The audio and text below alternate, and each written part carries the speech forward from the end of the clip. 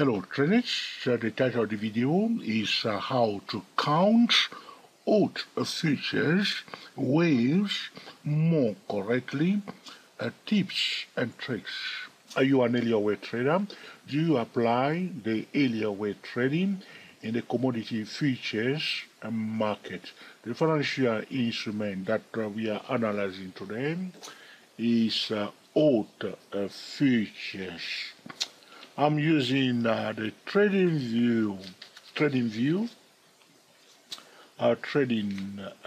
software, and the trader did ask me to review the out futures chart, or the epic for out futures on the TradingView platform is Z01 exclamation mark. I can see that. Z01 exclamation mark. Alright, so I'm on a monthly chart as usual, and we want to count waves. So I've done my homework. Okay, if you look carefully on my chart, alright. This is my first wave, alright, this is the second wave, and this is my third wave, and that pull back a bit down here.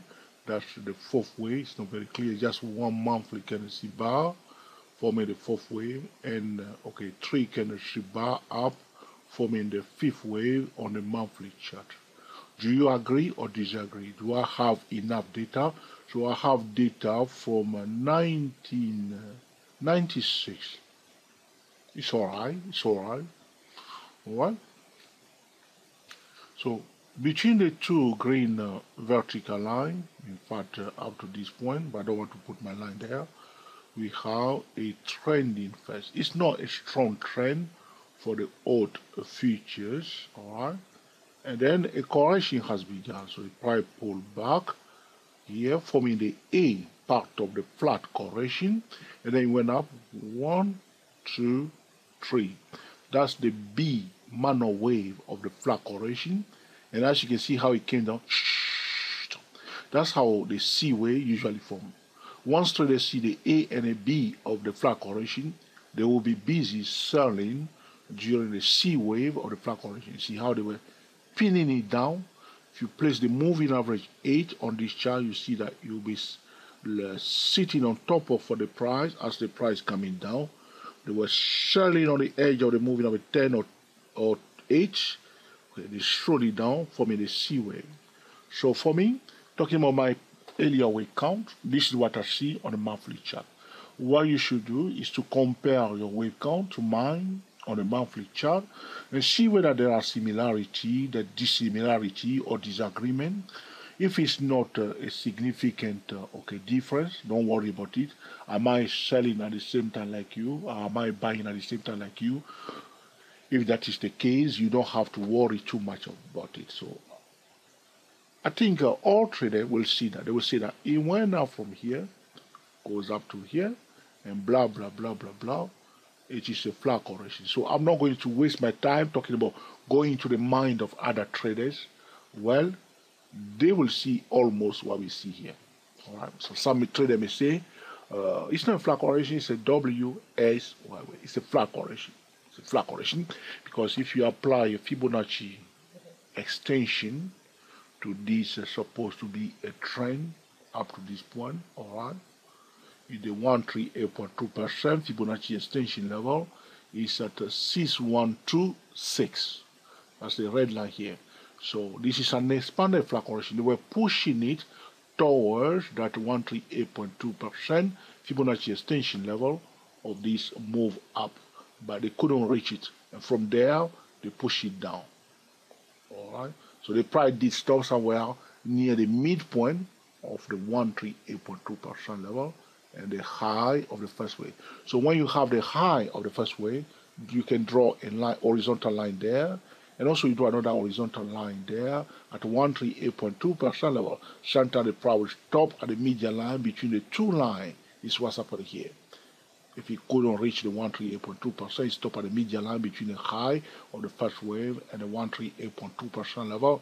And this is a typical scenario for the C wave of the flat correction, how they slowed it down. It goes very fast. You see that on a 4-hour time frame, you see that on a 50-minute time frame.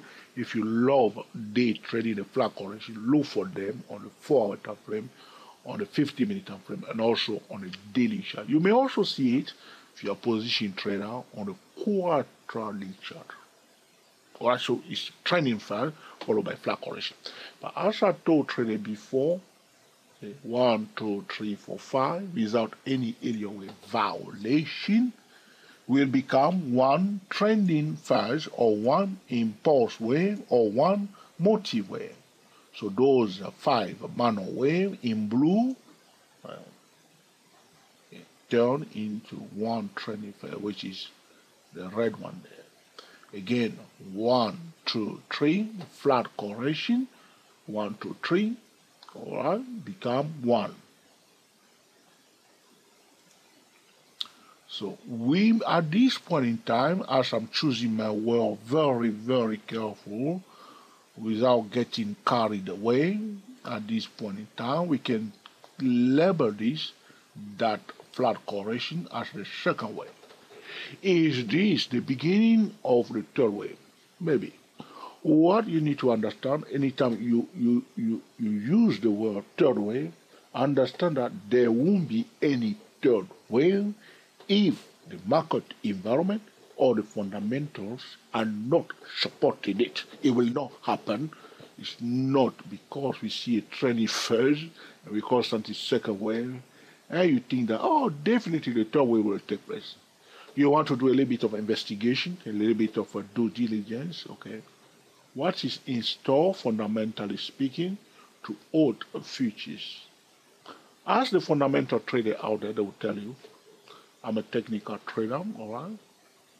But if you want to take it one step at a time, so this is Elliott wave analysis, Elliott wave forecast, one step at a time. The forecast is an expectation. We put a question mark on it, we are gentle. I need to remind trader that there was one small error in a video that I posted before this one. All right, bear with me, please. Relating to wheat commodity, W-H-E-A-T, wheat commodity. There was an Elliott wave violation for the 4th wave. So in fact, in that video, I was asking the question, is this truly the 4th wave? Because it went deep to the 78.6% Fibonacci retracement level of the supposed to be the 3rd wave. So I was saying to trader, it is the 4th wave or is it the 2nd wave? The reason why the question was there is because there was an Elliott wave violation. I forgot to mention it, so I'm saying to you now, if you are watching that video relating to wheat, all right, you will quickly spot that that 4th wave is an Elliott wave violation. Revenons à nos moutons égarés. I'm speaking French. All right. Come back to our main topic. Okay, that's what I say in French now. All right. So now, all right, will it form the 3rd wave? That remains to be seen. So how do we get paid? What traders should do at this, after counting the wave, place the pitchfork tool like this. Or traders that are very new to the topic of pitchfork tool, go to www.dayprotrader.com and check out, okay, the web page that we title Andrew Pitchfork Tool and also Pitchfork Tool Trading. Place your pitchfork tool, first point, the low of the first wave of a higher degree. Second point, the high of the first wave of a higher degree, which is the red one there. And the third point, that's the end of the A manual wave of the flat correction. And then place that pitchfork tool there and try to promise me that you will never remove it. After that, you want to measure the width of that pitchfork tool. Now we are talking about what? Market geometry. Are you with us or not? If you are not, it means that you are a new trader. Welcome. Try to subscribe to Day Pro Trader YouTube channel, where I'm busy talking about market geometry, so you also can understand what we are talking about here, okay? I talk to traders about market geometry, pitchfork tool, okay, Fibonacci retracement, Fibonacci extension at Day Pro Traders YouTube channel. And on this channel, 2-4 area wave, I turn into a different coach, and I'm using my skills of area wave trader. Now you see now, okay? So measure, did you get it? Measure just the width. You understand English, or yes or no? W-I, width, how do we write it? D-T-H? Something like that, okay? Width of that pitchfork tool, and then project it down like this, and then draw a line that is parallel to the pitchfork tool, and then divide this range from here, the range from here to here, into two, and draw a median line. What are we doing? Did you ask that question? Well, if you ask that question, it means that you are a new trader to this channel. We are mapping out the chart after the area wave analysis. Why? Because we want to look for trading setup in the vicinity of those key levels, and then we will use what? A different time frame trading method. Did you hear that? All traders that are following us understand that, and they are saying exactly what I'm saying, because they know the procedure now: preliminary wave count, area wave validation, alright, going into the mind of other traders, mapping out the chart in order to identify high probability trading setup. The next step is to use the different time frame trading method. By combining the area wave principle trading with the top-down trading method, we are improving our market timing. Same story, but different financial instrument or features. Did you get that? Okay, same story but different financial instrument, and you want to know exactly what you are doing and you do it properly. Okay, so here it is. Very simple. Trending first, flat correction. It is the beginning of the third wave. We will see. If not, we come back again. We leave our line on our chart without hiding anything. If there is a change, well, we come back again and adjust accordingly. Okay, was there an area wave violation that I forget to mention? First wave, second wave, third wave, fourth wave, fifth wave, no violation. Okay. A, B, C. Okay, that A, B, C, if this move that we are expecting here is not the third wave, how do we know that it's not the third wave? If it failed to go above this level here, the 138.2%, Fibonacci extension level of that trailing first, and could not reach the 161.8% Fibonacci extension level of that trailing first. The minimum expectation for a healthy third wave without any area wave violation is that it should at least reach the 161.8% Fibonacci extension level of the first wave. Otherwise, we will label it what? X. So what we are calling today A, B, C, or flat correction. If this form that's supposed to be the third wave could not go to that 161.8% level, or fail to go above the 138.2% level, then we cannot label it third wave. If it couldn't break above the 138% level and reach that level up there, if it becomes a next wave, our flat correction, we will label it at the end a W, and X. If it failed to form a healthy third wave without any area wave violation, reaching the level of 6950, we label it X. And if the S is in place, we have an H. We'll expect what? A Y wave pullback. And those lines that you push on your chart will help you to make excellent decisions on the edge. Between any two lines, there is a median line. I don't want to draw them all. I just remember between this line and this line, there is again another median line. Those are the point where you want to make your decision. You see the lower half of the pitchfork tool, there's a median line. the upper half of the picture, there's a media line. Media lines are powerful technical trading tool. So that's all I can say today about the old futures.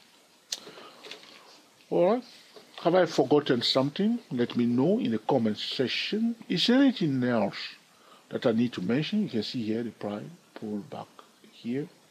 Do you remember this? Okay. If you go to www.24 Elliott wave, there is one web page that I want to mention to you, the irregular fast wave. So you come here, place your cursor on more, and then gently move it down until you see that word there. Can you see that? Irregular fast wave. So what we are looking at here, that 1, 2, 3, 4, 5 is what? Is an irregular fast wave if my data is correct because of this pullback here, unless there are more information here that I'm not aware of. But what I see on this chart, I did probably open here, come down before going down. The first thing that is coming to my mind is this first wave of a higher degree in red is an irregular fast wave followed by a flat correction. Are we going to have a next wave? Are we going to have, okay, a third wave? There won't be any proper third wave if the market environment and the fundamental are not solid. All right? Or is it just going to consolidate now between the level for 303 and the level for 178? The orange, because they saw it here. You see that orange line, they saw it there. Do you see that?